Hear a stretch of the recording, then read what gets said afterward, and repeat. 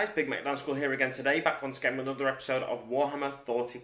Now, I recorded this video a few days ago, but I'm re-recording it today on the Sunday that it's going out because it kind of just went all over the place and I didn't have a real set path to follow. But what I've done, I've made a few notes on my iPad. You can probably see me operating it here now. Got a few notes on my iPad for things I want to say in this video. First of all, let me say a massive thank you to everybody who's just subscribed to the channel to get me over 300 subscribers finally, and it looks like I will stay over 300 subscribers this time. Before recording this video, I think it was on 310 subscribers. It's coming up and down a little bit all the time. What's happened in the past month or so, I've hit 300 subscribers 2 times already, but then dropped back below. The first time apparently it was because there was a purge on YouTube channels that hadn't been used for a while. I'm not sure what happened the second time, but anyway, I'm back above 300 subscribers now, around the 310 subscriber mark. So thanks to all the new subscribers that have joined me, and also thanks for the subscribers that have stuck with me through thick and thin. Some of them, yes. So great, thank you. You will see a competition coming at some point. I mean, there could be something that I'm willing to give away in this video somewhere, but I just, you might see something in the background that I'm giving away. You might not, it might be difficult for you to see. But there we go. Keep your eyes peeled in the coming week or so, and there should be a giveaway competition. Now, it is actually a 250 subscriber giveaway, not a 300 subscriber giveaway. But you know what? Because I've hit 250 subscribers, and I said I was going to do a giveaway there, I'll do the giveaway for that. And I've hit 300 subscribers, so I'll double the prizes. So there'll be 2 winners basically. There'll be 2 winners, and then if by some miracle I got to 400 subscribers, I'd throw in another prize. And if I got to 500 subscribers, I'd probably throw in another prize. So yeah, I very much doubt I'm going to get to 400 subscribers even, and it's very unlikely I get to 500. But there's potentially 4 prizes on offer there. But we'll have to wait and see how well I do with gaining subscribers, whether the extra prizes get unlocked or not. So that's the 250 subs giveaway mentioned and out the way. It's going to be it's not going to be really a really hard giveaway to enter. There'll just be maybe a little task for you to do or something like that. But it's not anything that you have to make a fool of yourself for or anything like that. So. Next thing I want to mention, I just want to do a quick shout out for the IDICBeer 40k Wargamer Unification group on Facebook. What I'll do is pop a link in the description below. I think I've got the name right there, but stupidly, before I started recording this video, I didn't check it, but I'm pretty certain I've got the name right. It's the IDICBeer 40k Wargamer Unification group. And what it is, it's a Facebook group. It's Wargames related. It's not just 40k related. So it's Wargaming related. Where you can just share anything you want. Basically, there's a lot of groups, a lot of great groups on Facebook already. If you share too often, they don't like you doing that, or if you share stuff that they don't feel is relevant for their group, they don't like you doing that. You may be sharing a link to a video, and they might not like you doing that. But this group, you can share to your heart's content, pretty much. And as long as it's wargame related, that is, or as long as you can link it to wargaming. I'm a member of this group already. I share a few Instagram posts on there from time to time.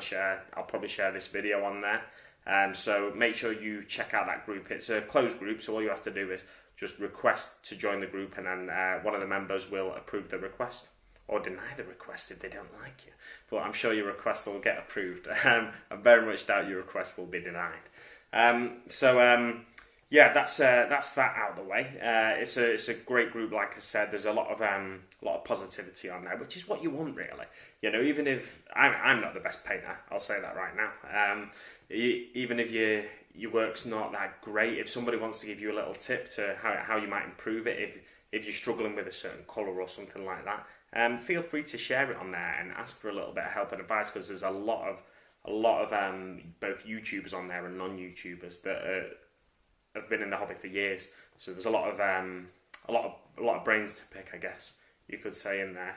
So that's that one out of the way.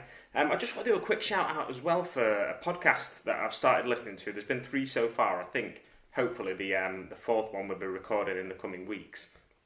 It's the Unremembered Heresy. Now, if you've been following my channel for a while, you'll know that I've got a lot of Thousand Suns stuff to build and paint. And one thing I like when I'm building and painting a new force is information about the force and just encouragement and stuff like that, and it gets me in the right mood and mindset. Now, the Unremembered Heresy podcast, if you subscribe to The Emperor's Path on YouTube or subscribe to Tabletop Banter on YouTube, I don't know why I struggled saying them two channel names then, but yeah, Tabletop Banter and The Emperor's Path is Callum from Tabletop Banter and Sam from Emperor's Path. They've joined together and they're recording a podcast. I think it's going to be once a month by the releases so far. I think it's roughly once a month, and it's just them chatting about heresy stuff. They may focus on a particular part of heresy, be it the way you build your forces, maybe focusing on events they've been to, on something they really like about the heresy, the Horus Heresy and battles in the Age of Darkness. I think that's what the rule set's called. They cover new releases and all sorts of stuff like that. So if you're into podcasts and if you're thinking about getting into the Horus Heresy, I'd definitely say go and check out the Unremembered Heresy podcast, because I've been really enjoying it so far. Finally, what I want to do now is just give you a quick update on how I'm getting on with my New Year's resolution, my New Year's hobby resolution. I don't have a resolution outside of the hobby because I never do New Year's resolution, so it's a new thing for me, shall we say. If you don't know already, my New Year's hobby resolution was to not buy any miniatures this year. And of course, the first thing GW released in the year is Nurgle, so I'm not too bothered about Nurgle. But then shortly after that, they started releasing Custodes stuff, and I've got a very small force of Custodes, and they've released a codex for the Custodes, which has a lot of fluff in it. And I'm a big lover of reading up on fluff. That's the first thing I do in a codex, really. I might look at certain units, but the main thing I want to do in the codex, when I get the codex, is just look at the fluff and have a look through. And because it's the Adeptus Custodes, there's not a lot of fluff out there already for them, so I'm very tempted to go out and grab the codex. I might grab it today, but we'll see. I was thinking of going to GW in Stockport and getting some more painting handles if they have them. So what I might do is give them a call first, check if they've got the painting handles, and I might get the Custodes Codex as well, just so I can read on the fluff. There's not been a lot of fluff between we don't know what the Custodes have been doing between the Heresy and 40k. So that's the reason I'm kind of tempted to buy the Codex. But yeah, there's some new units out for them as well, which are the great looking units. There's the Terminator units, I'm not sure of the specific name, and the Jet Bike units. They're both great units, and there's also like a Veterans unit of Custodes, which have got like a bit of cloth on them. They're quite similar to the squads that are already out, but they've got a bit of cloth and they've got more weapon options. They can take the axes with the Stormbolter in them and stuff like that. That's something that's been tempting me so far, but I've been surprised it's not been tempting me that much. Now the danger is, if I go and buy the Codex, will I then get inspired by the fluff to go out and buy the miniatures? So that's the danger. So there's a reason I'm not jumping on the Codex straight away. But like I said, I'm tempted to get the Codex. It's a bit,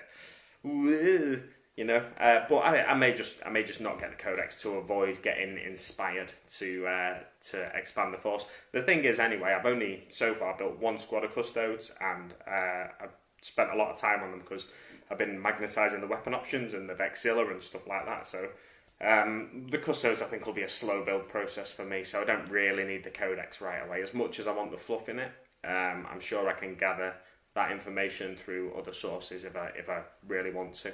Just take a little bit more work. And another thing that's going on at the minute is the LVO over in Las Vegas, of course, Las Vegas Open. GW have released a bit of information, a few sneak peek little spinny videos of some new models coming out. There was a Necron Overlord, or no, Cryptek it was. Necron Cryptek, that looks like a really cool model, but I'm not into Necrons, so that's fine by me. I won't get tempted by that too much. It looks like He's on like a little, almost like the ethereal on hover drone. He looks like he's stood on that, and and I hope probably enable him to move quicker and stuff like that. But yeah, there's that one. What else is there in 40k? There's 3 codexes or codices coming out. I like to say codices as much as GW said now it's codex. I still prefer the word codices because that's better English to me. But anyway, the 3 new codices or codexes, whichever, that are coming out are the Tau Empire at some point this year. I'm guessing it's in the coming month or so, probably February, late February, March, something like that. Tau Empire, Necrons, and what's the other one? It's another Xenos race. I can't remember. You can check it out on the Warhammer community site there if you want to.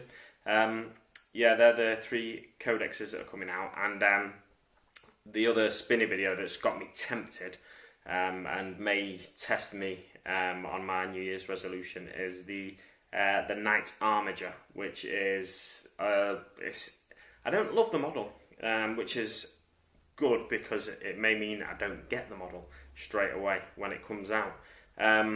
It's basically a smaller version of a knight, and it looks like it's probably going to have some sort of outflank rule or something like that, or maybe a deep strike rule. Judging by what they've said about it on the community site, they say it's like it fights at the flanks of knight household forces. They're often piloted by barons, bastard sons, and stuff like that. So I expect a lot of knights that you see on the tabletop to all of a sudden be called the bastard or something like that.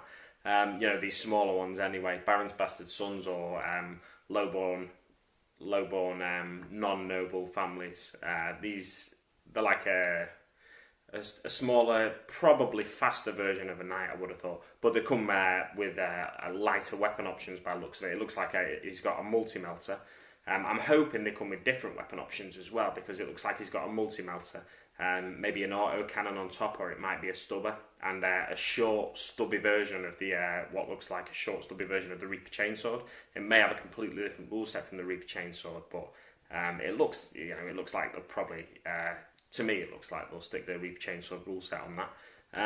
And yeah, it looks like a multi-melter in the right hand. I'm hoping they release one with like a flamer or something. I think that'd be quite cool. There's I think in this box here I've got the Forge World Knight with the Flame of the Night. What's it called? I can't remember. It's the anyway, it's the taller, slimmer knight, and it's got a flamer and a double Reaper Chainsword with a heavy bolter in the chainsword kind of thing. But yeah, that's what's been tempting me so far. But I've still managed to, after the first month of my New Year's resolution, I've managed to stick to it really. I do have some Christmas and birthday money that I put to one side in case I do get tempted by miniatures, because although I would be spending it this year, that's money from last year. Well, the birthday money isn't actually, so technically I have around £200. But what I'll probably do is just save that until the orcs come out, and I'm hoping the orcs will get a new unit or two. Not necessarily a new unit, but an updated unit. I'm hoping, I think I mentioned it in the previous video, I'm hoping for a new Ghazghkull sculpt, and maybe some kind of a triumvirate of orcs would be kind of cool.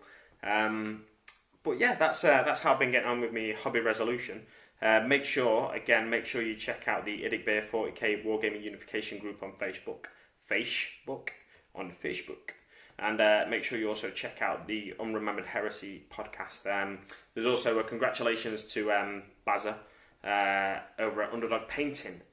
He's just reached 500 subscribers, which is fantastic. He's got a competition running there at the minute to win the first Strike box set. And all you have to do to enter is just say Bazza in the video, but in a special way. Make sure you check out his giveaway video there, and I'm sure the winner will love the prize, because I've got one of the first Strike box sets already. You get a 2x2 gaming mat, you get a three-man squad of Nurgle Plague Marines, 6 Plague Walkers, an Intercessor, 3-man Intercessor squad, and a 3-man Reaver squad. I think it's Intercessor. I think they're the standard Primaris Marines. But yeah, so it's a really great start collecting box set, and it's great for someone who's just getting into the hobby, or if they've got children that are just getting into the hobby, because it breaks down the rules into different sections in these little scenarios that you play through in the game. Basically, I really enjoyed it. I bought one for my friend and his lad for Christmas, and hopefully that'll enable him to. He's very young at the minute. But hopefully that'll enable him to get a little bit of enjoyment out of the wargaming side of the hobby. And the miniatures come pre-coloured, so you don't have to paint them if you don't want to, really. If if you've got a friend that's kind of interested, you can give them a quick run through of the game, stuff like that, on a really small scale. But yeah, it's a great price, so make sure you check out his video. And thanks very much for watching, guys. I think I'll leave it there, and I will see you on the battlefield.